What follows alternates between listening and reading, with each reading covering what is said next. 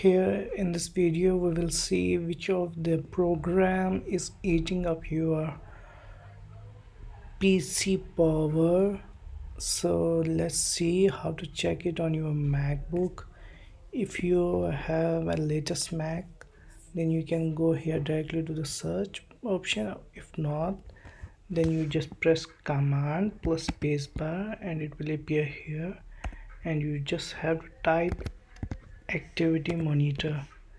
So it will come up here and you just have to enter.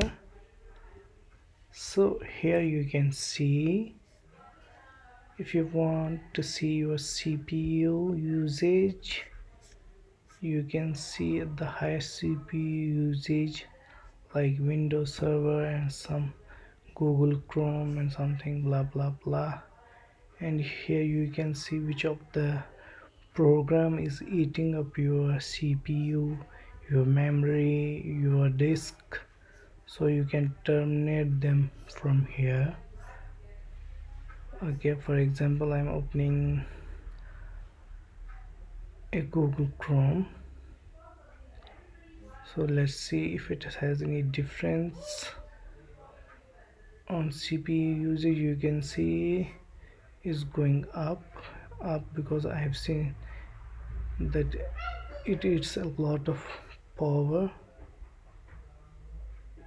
So by this way you can check the CPU usage of your MacBook, your disk space or energy. Like you can see for Chrome it has like 38 hours 36 hours.